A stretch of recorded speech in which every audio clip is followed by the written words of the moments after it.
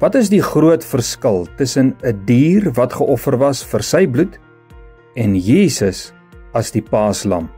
Kom ons delf 'n bietjie in die woord van God en dan kyk ons na die verskil. Jy luister na Kort en Kragtig en ek is Fanie Meiburg. Kom ons word kragtig deur die woord. Op hierdie Dinsdagmôre groet ek jou en ons gesels hierdie week rondom die bloed van Jesus. Verskillende aspekte vir hierdie week spesifiek uit Hebreërs hoofstuk 9.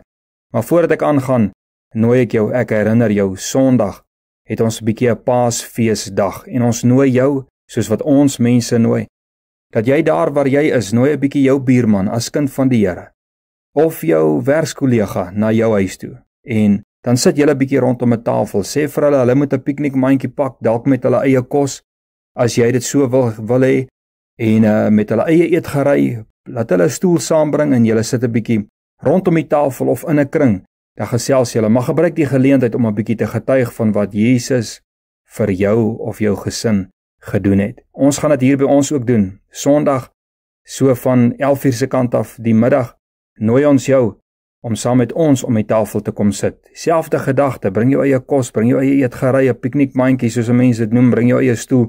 Nou kom sit ons 'n bietjie om 'n kring rondom die tafel en ons gesels en ons getuig teenoor mekaar wat Jesus vir ons gedoen het.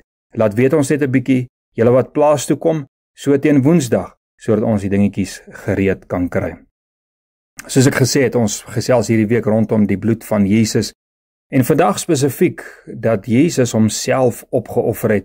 Hebreërs 9 vers 13 tot 14, die A gedeelte, die eerste gedeelte, lees ek gou vir jou.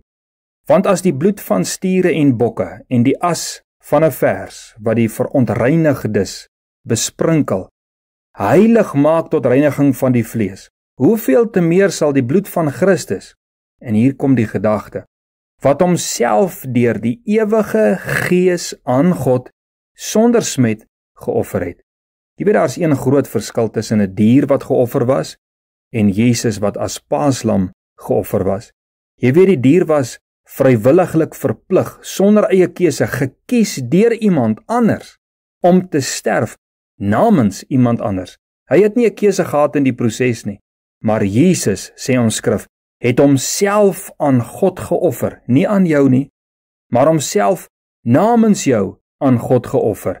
Jesus het uit eie keuse sy lewe afgelê. Hoor wat sê 1 Johannes 3 vers 16, hieraan het ons die liefde leer ken, die liefde van Jesus, die liefde van God, dat hy sy lewe vir ons afgelê het. Sien jy die verskil?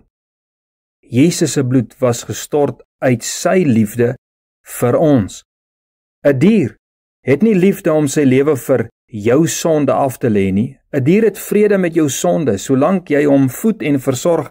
Hy sal jou beskerm, juis omdat jy hom liefhet, maar nie omdat hy jou liefhet nie. En onthou, rondom die bloed van Jesus, dit was 'n ander begrip as teenoor die wet. Die wet het bepaal dat die bloed fisies aangebied en selfs gesprinkel moes word, maar tog word Jesus se bloed nêrens aangebied of gesprinkel nie, fisies nie, né? Jesus se bloed spreek eerder van die lewe wat in die bloed is. So Jesus het sy lewe in die heilige en die allerheiligste, in die ewige tabernakel, die hemel ingeneem. Jesus het nie sy fisiese bloed na die hemelse tabernakel geneem nie.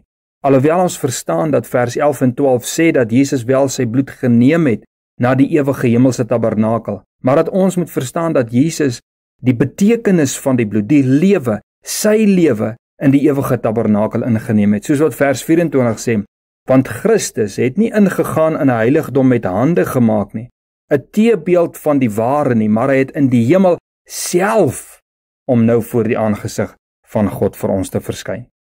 Nou ons skrif sê verder dat Jesus deur die ewige Gees homself geoffer het. Wat beteken dit? Dit beteken nie dat die Heilige Gees Jesus gedryf het teen sy eie keuse om homself te offer nie, maar eerder het die ewige Gees van God wat in en op Jesus is, Jesus bygestaan in die gees van gehoorsaamheid en heiligheid en vertroosting in tye van gebrokenheid soos in Getsemane en Christus se gevoel van totale verwerping van God aan die kruis om homself te offer. Die ewige Gees het hom daardeur ondersteun. Nou kan jy verstaan en bring dit in jou hart, eerbied en dankbaarheid vir wat Jesus uit die absolute onselfsugtigheid vir jou en my aan die kruis gedoen het. Kan jy verstaan wat Jesus vir jou gedoen het? Jesus Christus, ons kan net stil wees vanoggend, want ons het niks gedoen om u weldaad aan ons te regverdig nie, want ons verdien nie hierdie genade waarvan ons te wete gekom het vanmôre nie. Here, ek waardeer u, ek is lief vir u, en ek sê dankie. Amen.